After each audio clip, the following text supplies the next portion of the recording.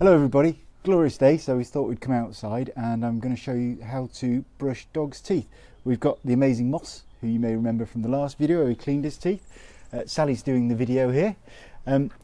So Sally, would you mind just coming in and showing everybody what the teeth look like now? This is sort of a couple of weeks after we did them.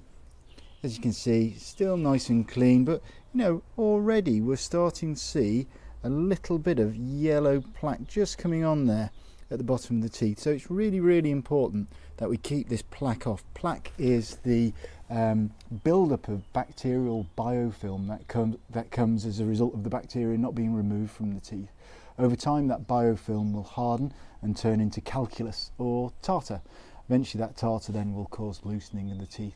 The simplest thing, you're not going to be able to get calculus and tartar off at home very easily at all. Usually has to be done professionally with an ultrasonic scaler, which is what we did in the last video. But we can get rid of that slime. Think of it as like the slime that you see at the bottom of the sink after you leave the washing in overnight, the dishwasher's in overnight. We need to get rid of that sort of slimy feeling, all that bacterial colony. And there's a few different things that we can use for it. So what we've got here, a couple of different toothbrushes. So we've got a finger toothbrush and we've got a doggy toothbrush here. We've got some toothpaste and we've got some adherent paste called Denticept. So, you get all that out? Brilliant. So what are the differences between all these things and how should we use them? Well, the idea of the finger toothbrush and the doggy toothbrush is that they have reasonably soft bristles, so they're not going to cause any trauma in his mouth. They help us to get to angles within the mouth, but actually what we're trying to do is just stroke away all that slimy biofilm. It's just physical removal of the biofilm. So, you know, almost using nothing at all, just a little bit moistened will be better than nothing. So when we look at brushing, if we moisten the end of the toothbrush and we're looking, just like with kids, trying to go along the side of the tooth there, it's almost about, I mean, if you come in really close there, Sally, I don't know if you can see that, but it almost looks a bit furry to me already on that tooth. It might be really hard to see, but what we're doing is we're disturbing that slimy biofilm that's on that tooth. And we're stopping the bacteria from growing. So we can do the fronts of them, the sides, the back. Now Moss is exceptionally good and he will let us do the inside, but we can use the different size to get in there, and we're trying to cover the whole tooth whilst we do it. When we come up to the gum line, we want to be really careful that we don't cause too much irritation. Remember, this is something that we need to be able to do almost on a weekly basis, ideally a daily basis like ourselves, but you know, on a weekly basis at least, really. So we don't want to put him off it. So what I like to do is, when we're starting with dogs, is if we get some doggy toothpaste, and the reason why I use doggy toothpaste is because it's flavoured. Oh, Daisy, sorry buddy, not finished just yet. Oh, I know. It's flavoured, so minty toothbrush, minty toothpaste, foamy toothpaste really is really off-putting for dogs and actually can cause vomiting as well. So if we use something like this, chicken flavoured toothpaste, which doesn't foam up within the mouth, there we go. What we can do is almost use it like a little treat. Say, what's that, buddy? Look. You have a little bit? There we go. So we can just wipe it around the gums here and we can get him used to the taste of it. Okay.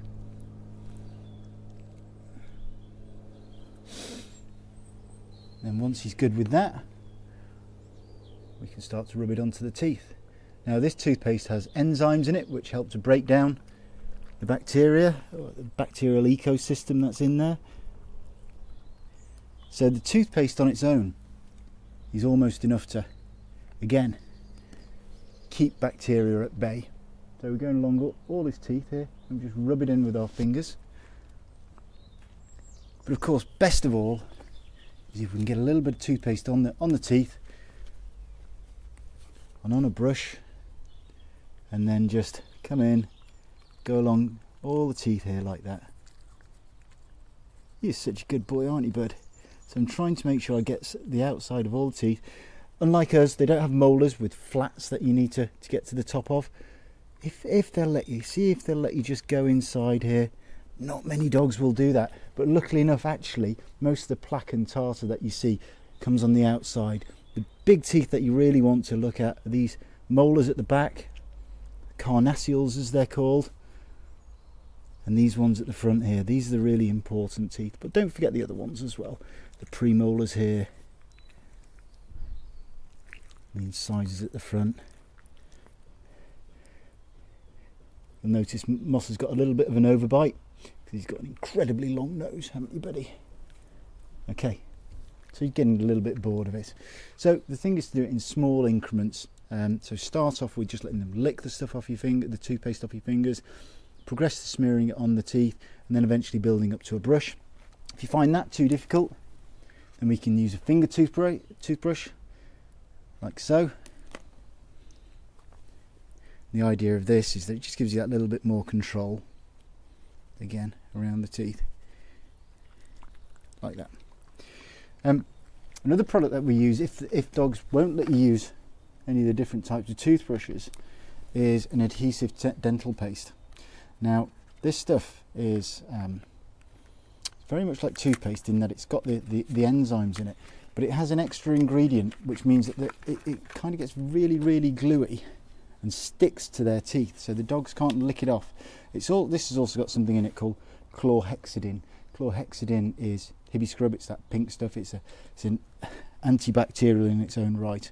So we'll just puncture the top of this, and if I just put some on my finger in the sun here, if I just put a little bit of saliva on there, then if I just rub it in my fingers for a second.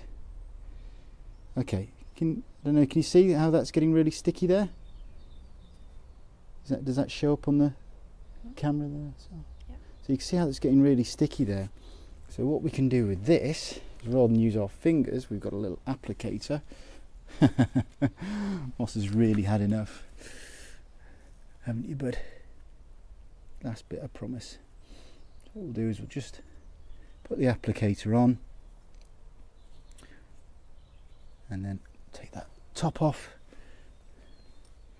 and then if we get in the sunshine here a little bit, what we can do, just squeeze it onto the teeth like that. If you want, you can use your fingers just to rub it in a little bit.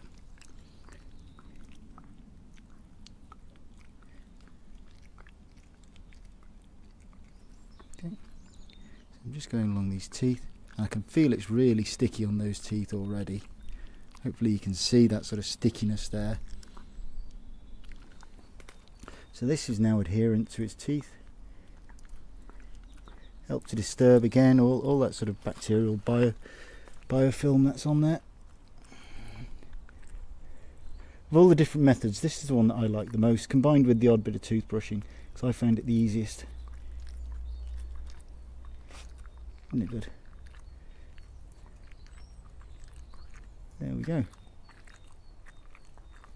And it's not too bad tasting either. You know, it isn't foaming at the mouth there. You don't mind it too much, do you? Okay? So there you go, those are all the various different things that we can use. It is important to do something though. As we talked about in other videos, if we do nothing at all and they eat nothing but kibbled food or wet food, they are going to build up bacterial biofilm, they're going to build up this plaque, they're going to build up calculus, and they are going to start losing teeth. And dogs like Moss, long dogs, terriers, certain other breeds seem to be really affected by it. So even if you think your dog isn't going to accept this, then they might accept this, they might accept this, they might accept a finger with this on, just something. And then as time goes by, try not to sensitize them to it, try to train them and desensitize them to it. Hope this helps, and I'll see you in the next video.